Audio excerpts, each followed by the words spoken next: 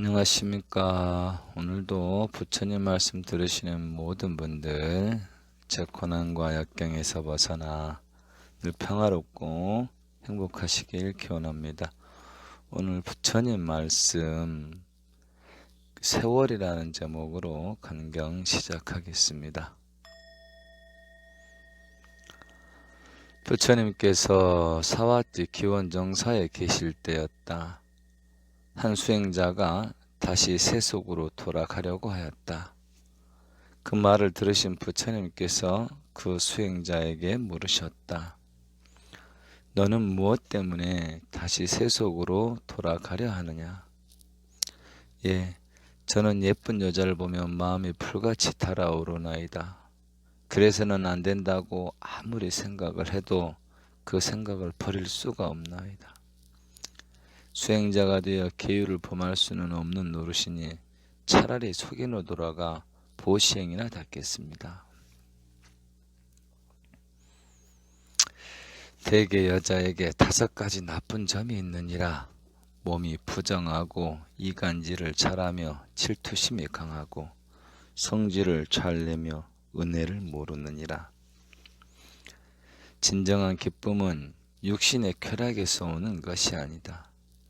여자란 겉모양은 아름답고 화려하지만 마음속에는 독을 품고 있느니라.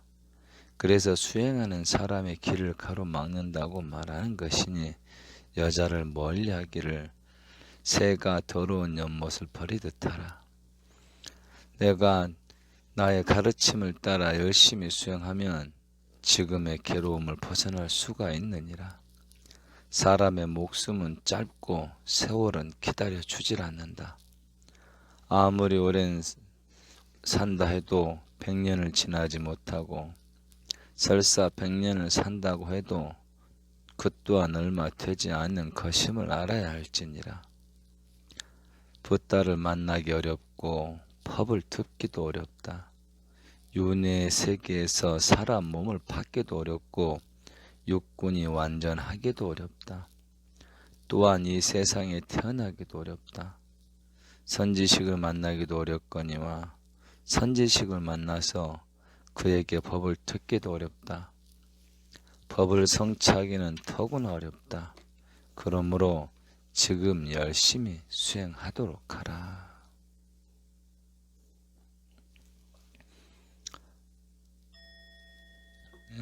증일암경에 나와 있는 말인데요.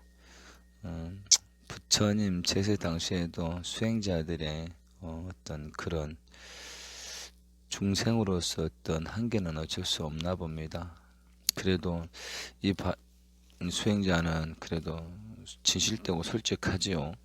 너무 남자로서의 그거를 버릴 수가 없어서 차라리 속인으로 돌아가 보시행이나 닦겠습니다 라고 완벽 수행자가 되지 못할 바에 보시행이라도 지으면서 복을 짓겠습니다 이렇게 말한 자체가 많이 귀감이 됩니다.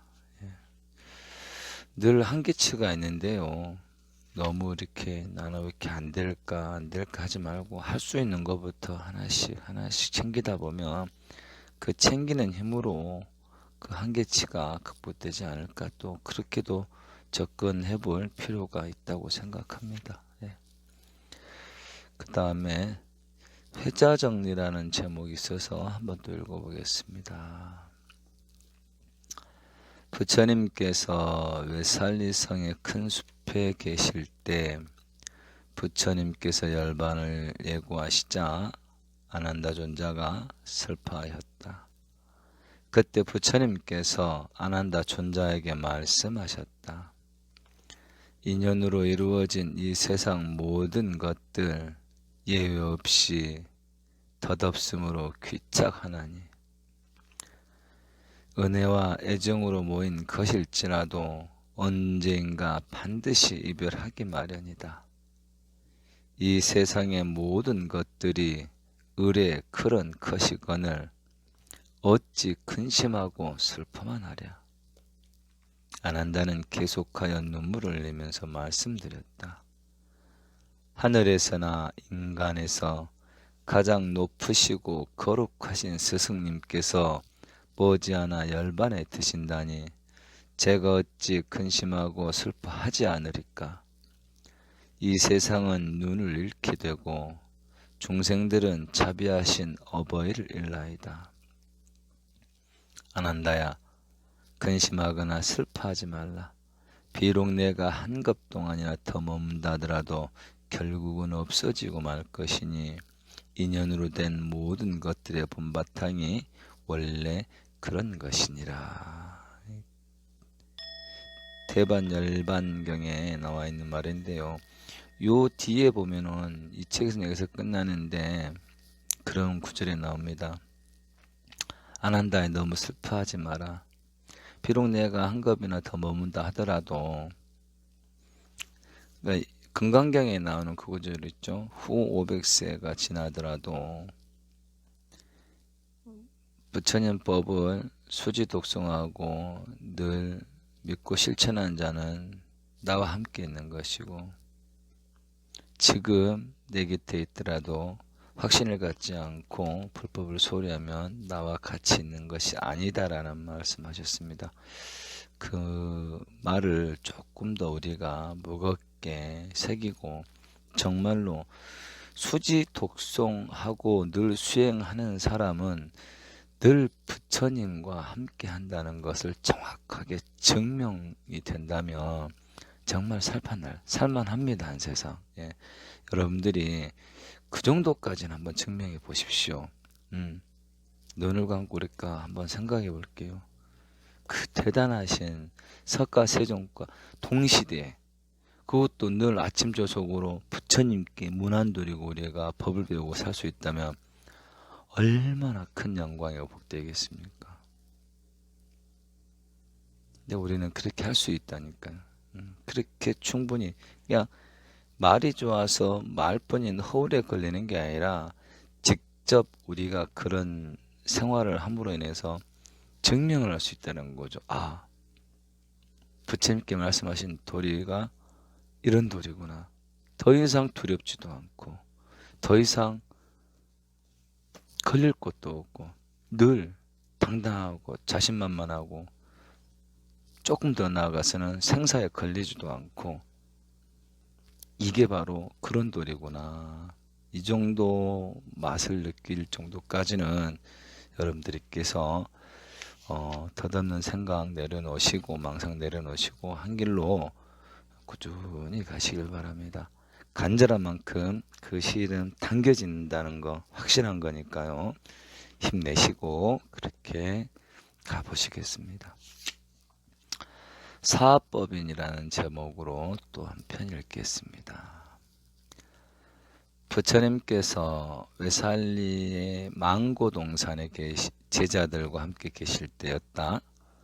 어느 날 부처님께서는 외살리성을 돌아보시고 말씀하셨다.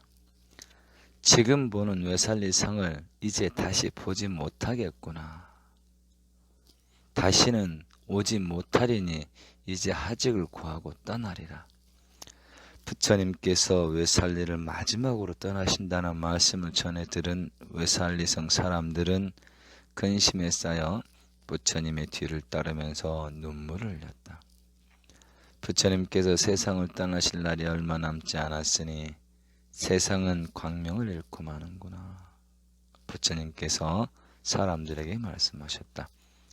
근심 걱정하지 말라.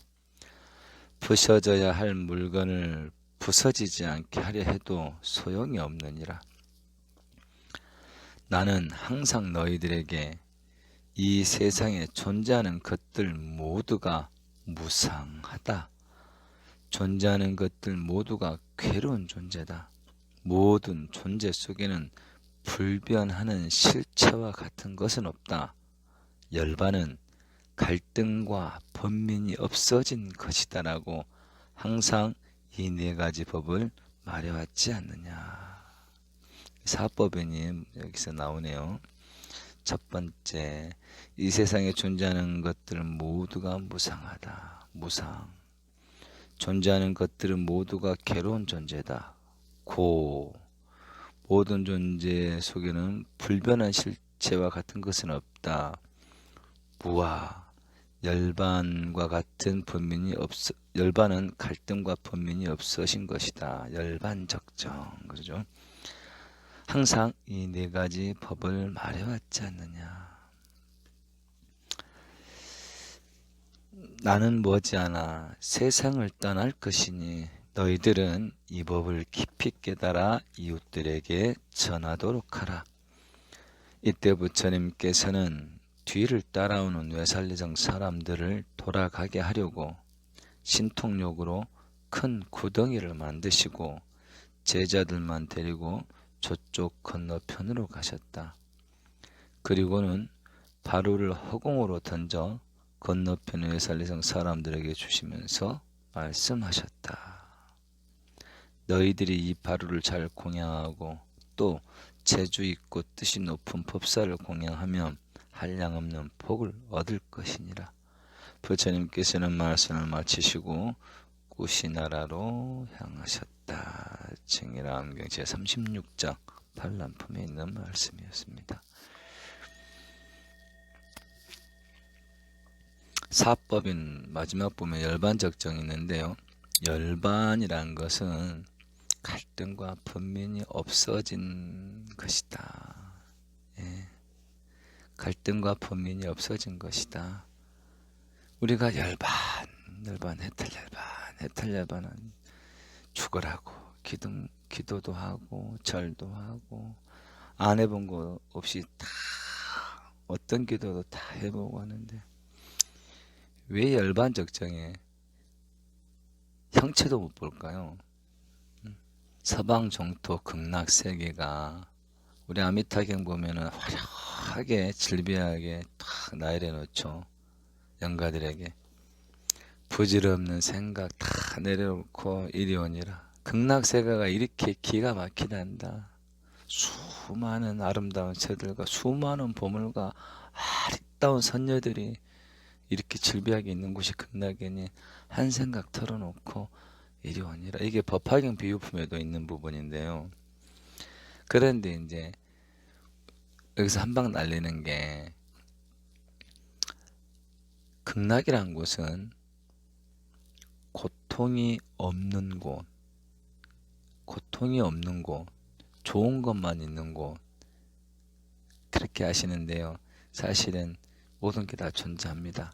다만 극락세계에는 사랑과 자비만 존재할 뿐이기 때문에 그 고통을 고통으로 여기질 못하죠.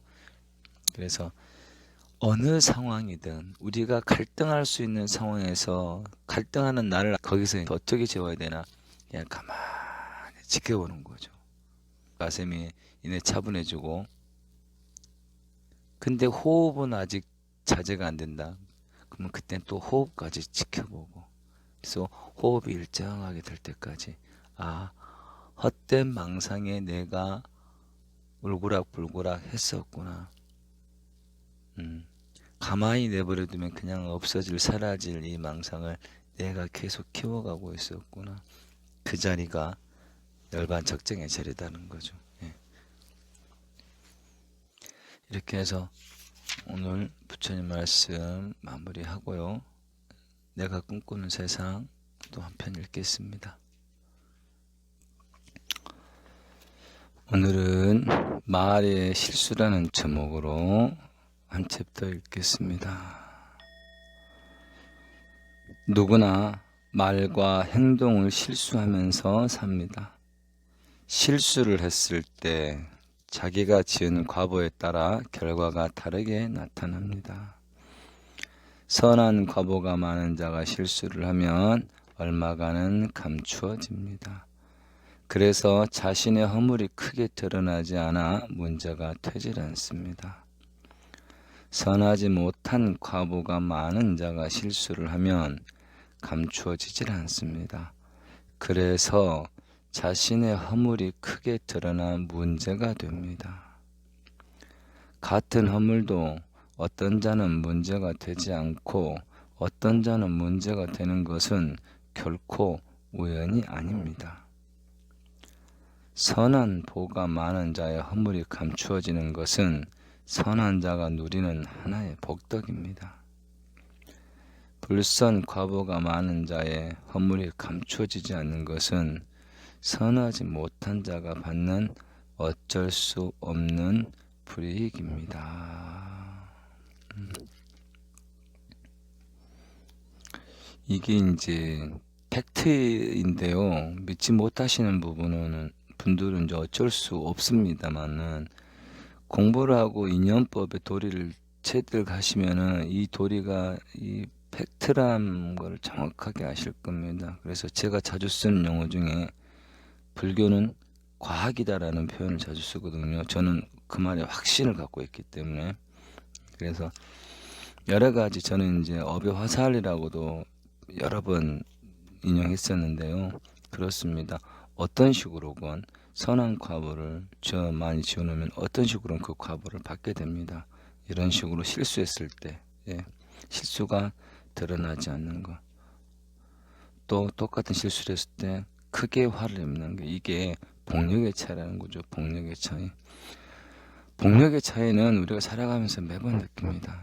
똑같이 하고 똑같이 일을 써도 어떤 사람은 시되고 어떤 사람은 안 되고, 가는 길 자체가 더디고 힘들고, 어떤 사람은 가는 길 자체가 즐겁고 좋고, 그게 복력의 차이인 것 같습니다.